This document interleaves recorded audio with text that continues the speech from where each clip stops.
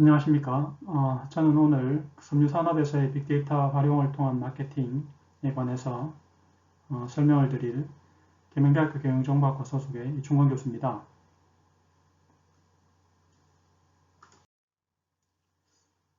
먼저 빅데이터라고 하면 이 개념이 조금 먼저 이해할 필요가 있는데요. 우리가 오랫동안 데이터라고 하는 것을 정의 내릴 때 기본적으로 데이터는 어딘가에 기록된 것입니다. 근데 인류가 수천 년 동안 그 기록의 기술을 개발해 왔는데 아직까지도 이 왼쪽에 보시는 숫자, 문자, 기호, 사진, 소리, 비디오, 문서 요 6가지 밖에는 기록할 수 있는 수단이 없습니다. 그래서 우리가 데이터라고 하면 요 6가지 유형을 말하고요. 특히 사진, 소리, 비디오, 문서를 우리가 흔히 기록물이라고 부르는데 그것들이 전부 컴퓨터에서는 숫자와 문자, 기호로 변환이 될 수가 있어서 원칙대로 하면 컴퓨터는 숫자, 문자 밖에는 이해를 못하는 기계라고 보시면 되고요.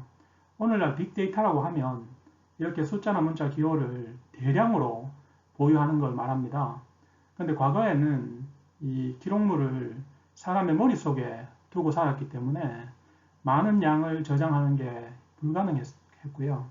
그런데 컴퓨터의 발달이 이제 일단 저장이 가능하게 되었고 대량의 데이터를 저장할 수 있게 되었고 그걸 빠르게 처리해서 활용할 수 있게 되었는데 사진, 소리, 비디오, 문서 원래는 문서 수준에서 데이터 처리가 가능했지만 요즘은 컴퓨터 프로세서가 빨라져서 소리나 비디오, 사진 모두 처리가 가능하게 되었습니다. 그래서 우리가 빅데이터라고 하면 첫째는 볼륨, 그러니까 굉장히 대량의 데이터를 말하고요. 두 번째는 variety, 이거는 다양성입니다. 그래서 사진, 소리, 비디오, 문서 이렇게 다양한 데이터를 저장할 수 있게 되었음을 의미하고 셋째는 속도, velocity라고 하는데요. 굉장히 빠르게 데이터를 처리할 수 있게 되었다고 해서 원래 이 빅데이터의 기본 개념 안에 이 세 가지 볼륨, variety, velocity가 있었습니다. 그런데 여기다가 최근에는 value가 더해졌습니다. 그래서 4V라고 부르는데요.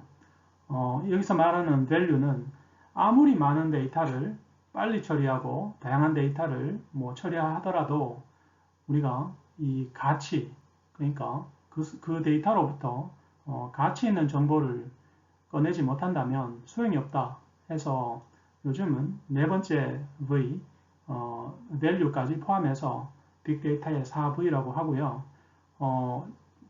빅데이터면 그러면 어느 정도라야 빅데이터냐, 이 빅이 도대체 어느 정도를 의미하냐라고 했을 때 흔히 하는 설명은 그 엑셀 파일에 들어가지 않을 정도, 엑셀 파일이 실제로 여러분들이 한 번도 시도해 보신 적이 없을 것 같은데 아래나 오른쪽으로 스크롤을 하면 끝까지 가봐야 멀리 못 갑니다. 최근에 나온 버전들도 사실 엑셀에서는 100만 라인, 밑으로 100만 라인, 오른쪽으로 16,000 라인 정도 가면은 더 이상 갈 수가 없어요. 그래서 이 정도의 데이터를 스몰 데이터라고 부르고 그보다 큰 거 도저히 엑셀 파일로는 처리할 수 없는 수준으로 가면 이제 우리가 빅데이터라고 흔히들 부르는데 과학적인 어떤 명확한 기준이 있는 건 아니고요. 흔히들 엑셀을 많이 써보셨을 텐데 그것보다는 큰 데이터를 보통 빅데이터라고 부르는데 그것도 기준이 될 수 있을지는 모르겠으나 그냥 그 빅데이터의 빅의 개념이 명확하게 어디까지 빅이다, 어디까지는 빅이 아니다 이렇게 기준은 없습니다. 그래서 데이터베이스에서 파일이나 큰 데이터를 의미하고 그 큰 데이터는 숫자와 문자로 이루어져 있다. 그런데 우리가 흔히 처리하려는 데이터의 유형은 사진, 소리, 비디오, 문서일 가능성이 높다. 그렇게 보시면 되겠습니다. 여기서 기억할 것은 사람의 머리도 그 기록을 위한 저장 장치인데 사람 머리는 단점이 있죠. 아무리 많이 기억해도 꺼내기 어렵고요. 어제 어디서 점심을 먹었는지 기억 안 날 때도 있잖아요. 사람의 머리는 단점이 많습니다.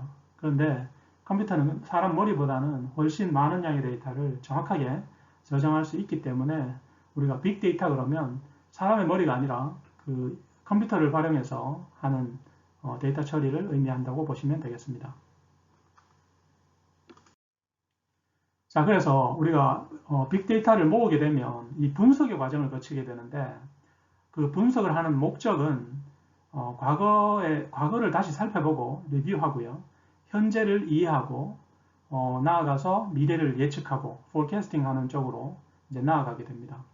그런데 빅데이터가 그럼 도대체 어디서 생기냐? 사실 기록된 것은 데이터라고 볼 수 있기 때문에 지구 환경, 날씨, 토양, 물질, 지리 현상 이런 거 전부 데이터의 원천이 되고요. 특히 사회 활동, 개인이나 기업, 기관, 산업, 정부 이렇게 많은 주체들이 생활하고 상품을 만들고 구매하고 여행하고 음식을 먹으러 다니고 건강검진을 받고 교통생활을 하고 행정정책을 만들고 하는 이 모든 과정에서 데이터가 발생하게 됩니다. 그 데이터를 할 필요가 있는데 수집 과정에서 수집도 인간이 일일이 기록해서 하는 수집도 있을 것이고 그렇지 않고 컴퓨터가 자동으로 크롤링해서 하는 수집도 있습니다.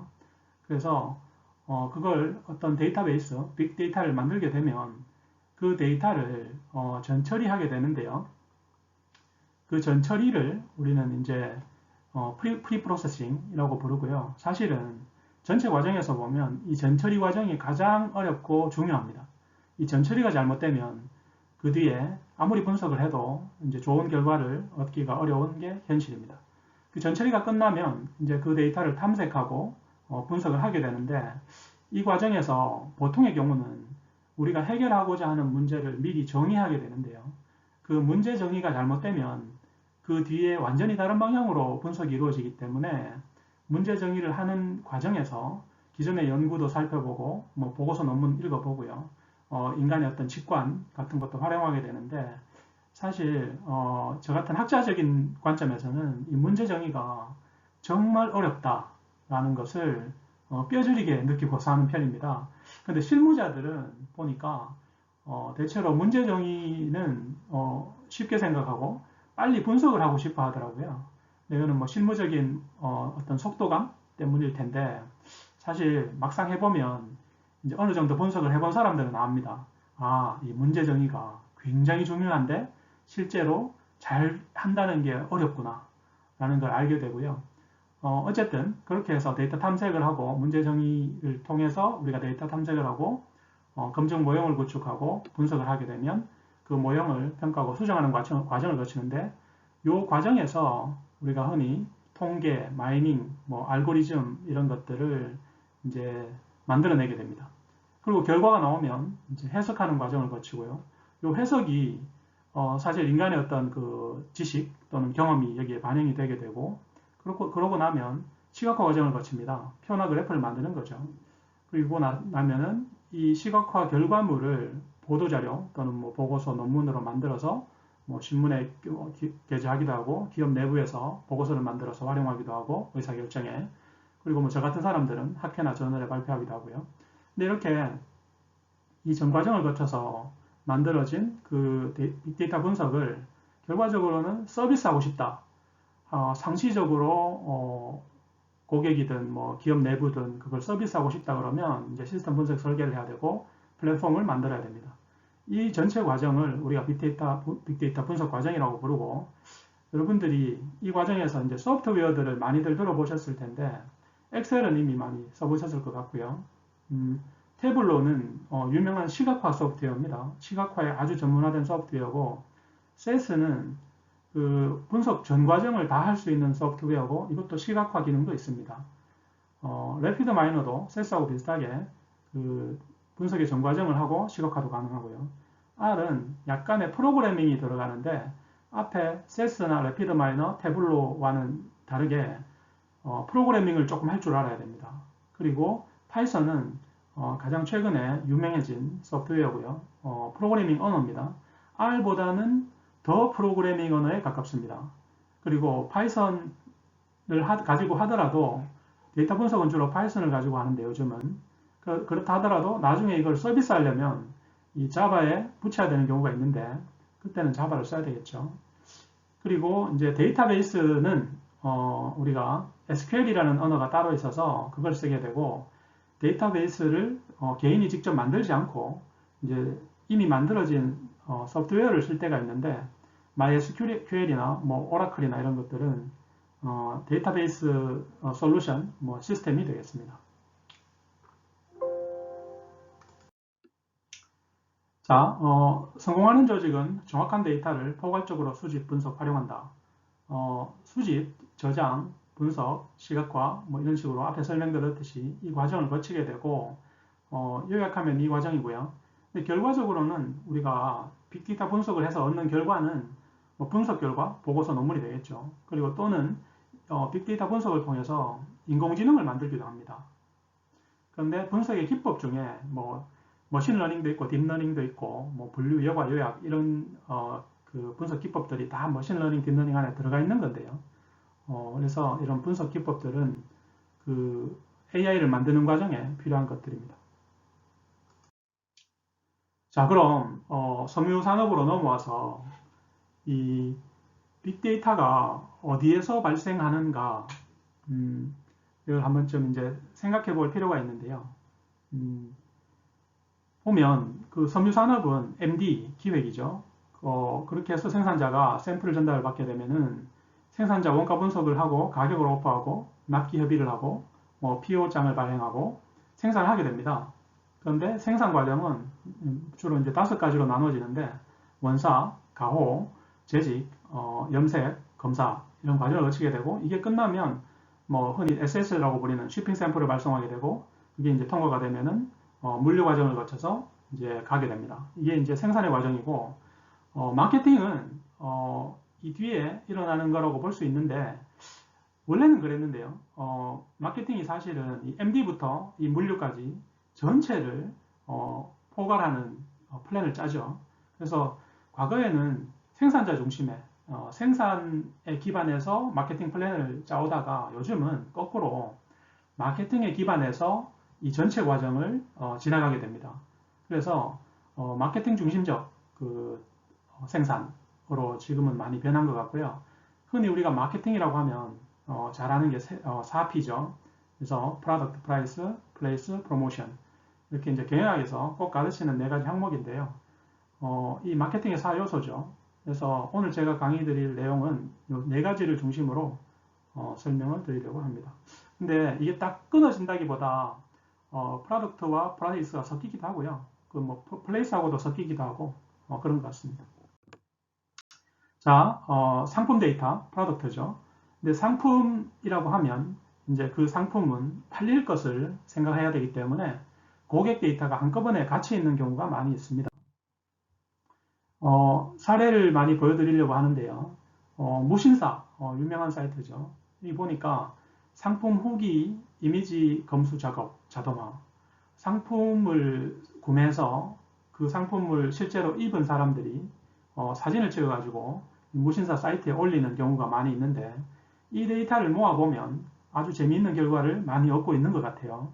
그래서 무신사는 이미지를 전신, 상체, 포장, 상품 등으로 분류한 후에 상품 후기라면 상품에 대한 이미지만 정립을 해주고 스타일에 관한 후기라면 전신에 대한 이미지만 정립을 해주는 방식으로 데이터를 쌓고 있는 것 같습니다. 이렇게 학습을 시키면 이제 결과적으로는 어떤 상품이 어떤 사람들에게 많이 팔리고 그 고객이 좋아했구나 라는 것을 알 수 있어서 이 쌓이는 데이터가 많을수록 무신사는 굉장히 정확한 타겟팅을 할 수 있을 것 같아요. 그래서 이것은 후기가 많기 때문에 가능한 거거든요. 근데 이런 상품 후기가 굉장히 중요해진 게 요즘의 추세입니다. 그래서 이런 상품, 고객들이 상품을 사고 나서 입어보고 남긴 그 후기 사진들을 수집해서 분석하는 사례들이 많이 늘어나고 있습니다. 에이블리라는 사이트가 있는데요. 에이블리 측에 따르면 유저들의 상품 관심을 뜻하는 누적 상품 찜 수는 3억 개에 육박하고 상품 리뷰는 1200만 개에 달하는데 이러한 사용자 데이터는 곧 소비자 개개인의 취향에 맞게 더욱 세밀한 상품 추천이 가능하다는 것을 의미한다. 그래서 이 찐 데이터를 모아보면 이 사람이 지금 어떤 상품을 원하고 있구나 라는 걸 알아내서 그 사람이 로그인했을 때 그 상품을 첫 화면에 띄우고 보여주는 거죠. 그래서 구매 가능성을 높여서 사게 만드는 건데 이렇게 데이터가 많이 쌓이면 그 사이트 자체 내에서 소비자가 원하는 쪽으로 그 마케팅 설계를 할 수 있다는 겁니다. 코오롱 인더스트리 FNC 부문이 있는데요. FNC는 패션 앤 컬처죠. 그런데 여기도 보니까 이 기업도 빅데이터 팀이 그 1,500여 개의 매장에 정보 수집기를 시스템을 설치해 놓고 방문 고객의 수, 성별, 연령대 등을 계속 수집하고 있는 것 같아요. 근데 이렇게 수집을 해서 멤버십 회원들을 대상으로 또 분석도 하는데 뭐 개인정보 때문에 그 영상 정보를 저장하지는 않는다고 합니다. 그런데 이렇게 데이터를 많이 수집하면 결과적으로는 아마도 매장에 손님들이 어느 상품을 주로 유심히 봤고 또 사가고 했는지를 다 데이터로 누적할 수가 있어서 훨씬 더 정교하게 매장 설계를 할 수 있을 것 같습니다. 그리고 실제로 분석 결과를 상위 50개 품목 리스트를 일주일마다 제공해서 담당 부서에 전달하고 그것을 마케팅에 활용한다고 하거든요. 갈수록 이런 시도들이 늘어날 것 같습니다. 여러 가지 그 허들이 있긴 한데 오프라인 매장은 특히 개인정보보호법 굉장히 강력하기 때문에 장애가 있긴 하지만 그래도 이러한 시도들이 꾸준히 일어나고 있는 것 같습니다. 트라이번즈 서치 스펙터라는 게 있는데요. 업계 최초 그 AI 기반의 맞춤 서치 스펙터고요. 이건 보니까 AF그룹 계열사 섬유, 의류, 패션 산업 와이셔츠 제조 도소매 사업을 하는 데인데 2020년 8월 닥스 셔츠를 만드는 트라이번즈가 온라인 맞춤 셔츠 플랫폼 셔츠 스펙터를 운영하고 있습니다. 그래서 보시면 이 오른쪽에 제가 캡처를 해봤는데 셔츠 사이즈를 재는 그 AI를 만들어서 그걸로 그 셔츠 사이즈를 잴 수 있도록 하는 거죠. 그래서 남성 소비자들 주로 하는 건데 이렇게 하면 그 이 데이터가 그대로 누적되기 때문에 그 다음에 로그인했을 때는 본인 셔츠 사이즈를 정확하게 다시 입력하지 않아도 될 겁니다. 자, 패션 커머스 플랫폼도 개인화 추천을 시도하고 있는데 지그재그라는 사이트가 있는데요. 여긴 주로 10대에서 30대 여성들이 즐겨 쓰는 플랫폼인 것 같습니다. 쇼핑몰이 4,000개나 있고 2,600만 고객이 있다고 알려져 있는데 이분들이 다 고객인 것 같지는 않고요.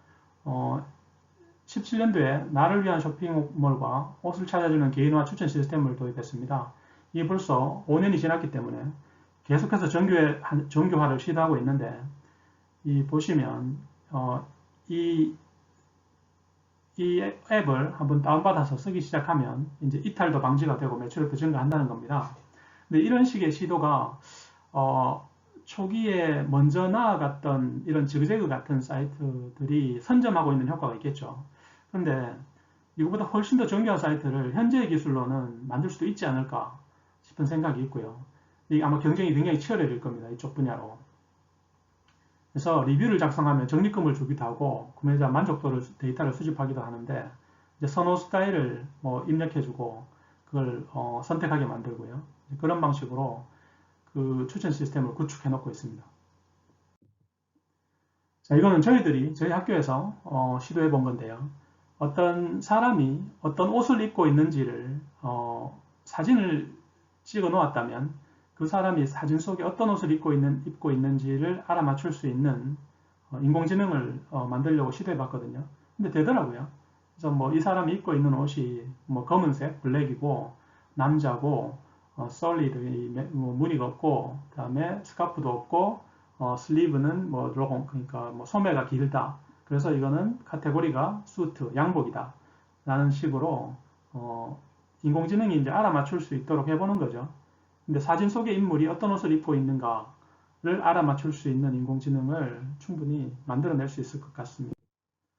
저희들이 또 다른 시도를 했는데요. 그 이미지 사진, 무늬 이미지 사진, 꽃무늬죠. 주로 꽃무늬 사진 364장, 364장을 모아서 뭐 색상 변경하고 회전시켜 가지고 1092장을 생성했고 그 1092장 간의 유사도를 측정해 보는, 그러니까 어떤 이미지를 입력하면 그 이미지와 유사한 이미지를 찾아주는 거죠.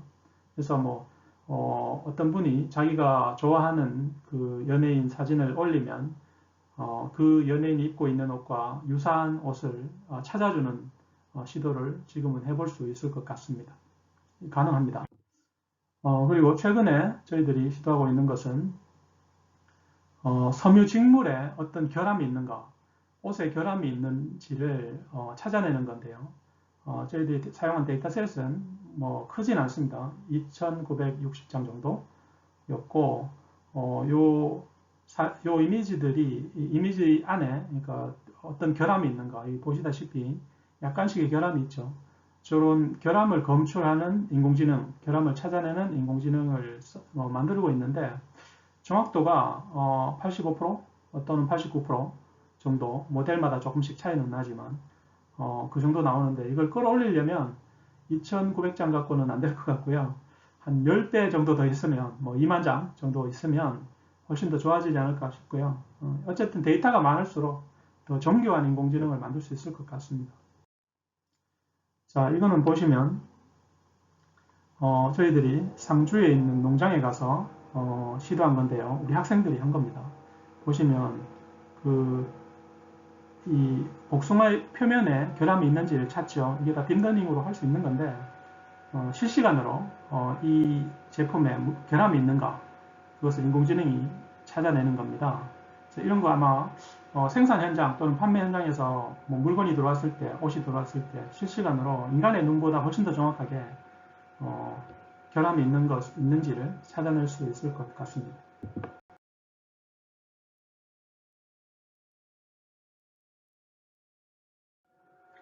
자, 이것도 마찬가지인데요. 이거는 지금 그 기저귀입니다. 이것도 섬유 제품이죠. 그런데 기저귀 이렇게 공정 라인에 지나갈 때 그 표면을 아주 맨질맨질하게 만들어야 하는데, 그래서 깎아내죠. 근데 깎다 보면 이게 다시 그 찌꺼기가 남아서 그 찌꺼기가 기계 안으로 빨려 들어간대요. 근데 이 공장에 보니까 이런 기계가 80대 있는 겁니다. 그래서 작업자가 이 찌꺼기가 빨간 표시 보시면 아시겠지만 이 찌꺼기가 쌓일 때마다 가서 썰어줘야 되는 이제 불편이 있었는데, 이거를 80대를 뭐 계속 돌아다닐 수가 없으니 인공지능을 설치해서, 카메라를 설치해서 일정한 크기 이상으로 찌꺼기가 쌓이면 이제 걷어내는 거죠. 그 기계, 어느 기계에 찌꺼기가 일정 분량 이상으로 쌓였다는 것을 작업자한테 알려줘서 썰어내도록 하는 겁니다. 그래서 뭐 이런 종류의 시도들이 지금 이루어지고 있고요. 이건 휴지인데요. 이건 뭐 유황킴벌리 사례죠.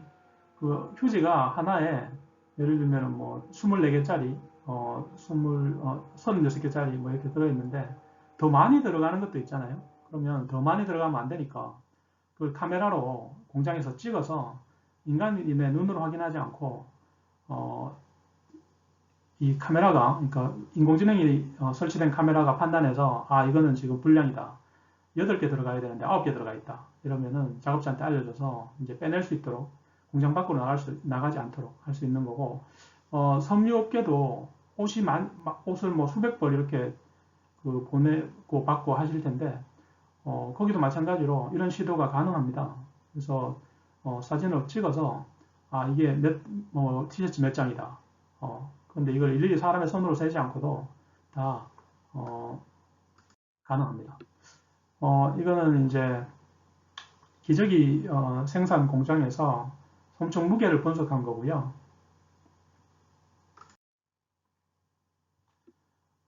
이거는 생성적 적대 신경망이라고 해서 이 사진에 나오는 이분이 만들어낸 알고리즘인데요. 이분이 보시면 인용 지수가 엄청나죠. 2014년에 발표한 논문이 3만 번이 넘게 인용이 됐습니다. 이분이 만든 게 뭐냐면 위조 지폐를 감별할 수 있는 인공지능을 만든 건데, 이게 이제 위조 지폐를 감별할 수 있는 인공지능하고 위조 지폐를 생성하는 인공지능하고 둘이 싸움을 붙여서 서로 경쟁하게 하는 겁니다. 그러면 굉장히 정교한 그 위조 지폐를 만들어내는 인공지능이 나올 거다 해서 하신 건데, 요즘은 연예인 사진을 막 합성해서 그 실제로 연예인에 가까운 사진을 만들어낸다든지 하는 게 다 이 겐이라는 그 생성식 절대 신경망을 이용해서 만들어냅니다. 저희들도 똑같진 않고 그 같은 원리를 이용해서 그 섬유, 그 꽃무늬 사진을 수집해서 뭐 3,000장 정도 수집해서 그 생성 모델에 넣어가지고 돌려봤는데, 보시면 오른쪽에 6장 사진은 만들어낸 거예요. 그러니까 이미지 사진만 있으면 이렇게 새로운 디자인을 인공지능이 생성할 수도 있다라는 걸 보여주고 있습니다. 뭐 디자이너들이 디자인 하나 하는데 굉장히 노력도 많이 들고 시간도 걸리는데, 이렇게 하면 디자이너들의 노력과 시간이 줄어들고 또 디자이너들이 도움도 받을 수 있지 않을까 싶습니다. 자, 가격인데요. 가격은 보시면 자, 온라인 판매자들의 가격 조정에 관한 연구라고 제가 논문을 쓴 적이 있는데, 무슨 다나와나 애누리닷컴, 뭐 지마켓 이런 데 가보면 그 똑같은 옷을 파는 여러 명의 판매자들이 있어요. 근데 그 판매자들이 가격이 조금씩 다 다릅니다. 근데 이걸 조사해보면 이게 한 명이 가격을 바꾸면 다 같이 바꾸고 뭐 이러는 경우도 있는데, 이런 거 데이터를 수집해보면 그 패턴을 읽을 수가 있습니다. 그래서 가격이 서로 얼마나 동조하나 이런 거 이제 찾아낼 수 있고요. 이거는 제가 테레비를 한 건데, 네이버 쇼핑에서 테레비 가격만 모아가지고 분석해 봤더니, 어떤 요인에 의해서 TV 가격이 오르고 내리는구나 라는 거 알 수 있겠더라고요. 이런 시도가 뭐 섬유 쪽에서도 얼마든지 가능할 것 같고요. 섬유 소재도 이제 국제적으로 거래되는 가격이 있는데, 폴리에틸렌이나 폴리비닐, 뭐 폴리프로필렌 이런 것들은 중요한 그 소재라서 그 국제 선물 시장에서 거래가 됩니다. 근데 이 선물 시장 데이터를 모아보면 패턴을 읽을 수가 있어요. 제가 지금 위에 보여드리고 있는 거는 이거 과거에 그 원달러 환율을 예측한 건데요. 이런 식으로 섬유 소재도 그 국제 거래 가격을 데이터를 모아서 분석해 보면 이 향후 어떤 방향으로 흘러가겠구나, 뭐 완전히 폭락하거나 폭등하는 걸 맞추진 못해도 일반적인 상황에서는 꽤나 예측이 잘 맞는 편입니다. 자, 유통을 말씀드릴 텐데요. 제가 책 한 권 추천드리겠습니다. 더 박스라는 책인데요. 굉장히 좋은 책입니다. 이 컨테이너 박스가 인류사에 미친 영향은 어마어마합니다. 제가 봐도 이 컨테이너 박스 덕분에 우리가 옷을 이렇게 싸게 입을 수 있는 거고 전 세계 유통망이 살아있는 건데요. 이 박스라는 책 꼭 뭐 시간이 되면 읽어보세요. 자, 옴니어스라는 사이트를 보니까 이게 이제 구글과 같은 뭐 그런 사이트가 되려고 노력하는 것 같은데, 이 자동 태깅하고 유사 이미지 검색 서비스를 해주거든요. 제가 앞에 그 유사 이미지 검색 잠깐 보여드렸었는데, 이 회사는 실제로 사진을 입력하면 그것과 유사한 옷을 찾을 수 있도록 그 해주는 사이트를 지금 제공하고 있고, 의류 잡화 등의 상품을 AI가 분석할 수 있도록 1000여 개의 단어를 정형화하고 이를 고객이 경험할 수 있도록 B2B 서비스까지 제공하고 있습니다. 자, 이거는 제가 저희 학교에서 그 한 거고요. 왼쪽 사진은 이제 사람 그리고 자동차를 이제 분별해 내고 있습니다. 인공지능이. 네, 이렇게 다 드론을 띄워서 찍은 거고요. 찍은 사진을 인공지능에 넣어서 학습시키면 이렇게 자동차 사람을 다 분리해 냅니다. 이건 저희들이 한국가스공사하고 했던 과제인데요. 지나가는 길 옆에 어떤 중장비가 있으면 찾아낼 수 있는 인공지능을 만든 겁니다. Acloset이라는 사이트가 있는데요. 여기서는 인공지능이 직접 코디네이팅을 해주는 거죠. 그래서 사용자의 옷장에 보관된 옷의 정보를 디지털로 입력하고 보관된 옷 정보를 토대로 코디를 해주는 겁니다. 이런 식의 사이트도 지금은 나와 있고요. 그래서 결과적으로는 사람이 이제 어떤 옷을 입어야 될지 고민될 때 인공지능이 도와줄 수 있는 시스템인 것 같습니다. 촉진은 보시면 세상에는 정말 설명 안 되는 현상들이 대단히 많은데요. 이 월마트가 대표적이죠. 기저귀하고 맥주를 같이 사는 사람들이 많다는 거죠. 이 도무지 이해가 안 되는데, 사실 오래된 사례인데 이게 90년대에 나왔으니까요. 아직도 모릅니다.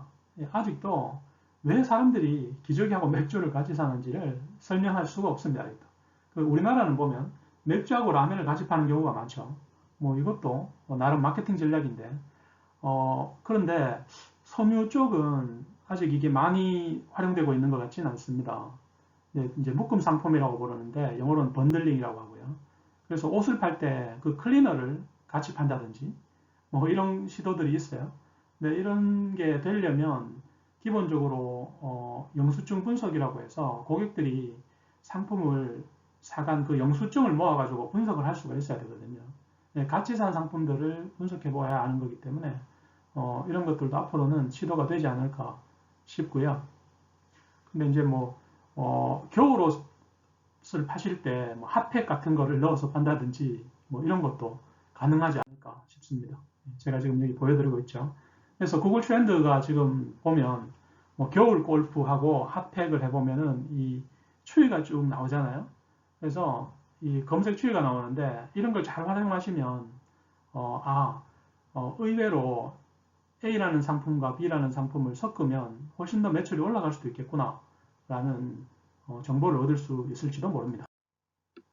자, 골라라라는 그 동대문 패션 도매 플랫폼인데요. 여기도 보니까 그 빅데이터 기반의 트렌드 리포트를 하더라고요. 그래서 이 트렌드를 기반으로 상품을 관리하는 시도를 하고 있습니다.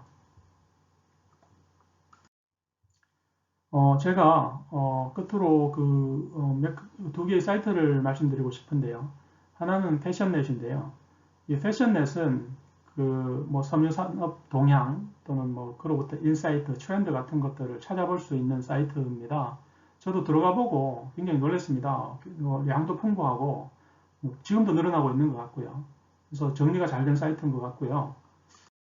또 하나는 제가 지금 참여하고 있는 다이텍 연구원 과제 중에 그 다이브라는 그 플랫폼을 만드는 과제인데 여기도 들어가 보시면 지금도 이제 계속 업그레이드를 하고 있는데 데이터를 수집하고 있고요. 그 섬유 소재 쪽 주로 소재 쪽 그 데이터 플랫폼이 만들어지고 있습니다. 완성이 되려면 아직 뭐 한 1년 반 이상 남은 것 같고 지금도 사이트는 열려 있습니다. 그래서 혹시 기회가 되시면 여기 들어와서 회원 가입도 해주시면 고맙겠고요. 예. 네, 저는 뭐 어쨌든 짧은 시간, 한 30분 정도 간략하게 섬유 마케팅에 있어서 빅데이터 활용을 사례를 들어서 설명을 드렸고요. 혹시라도 뭐 저한테 궁금한 게 있으시면 저한테 연락을 해주시면 고맙겠습니다. 예, 수고하셨습니다.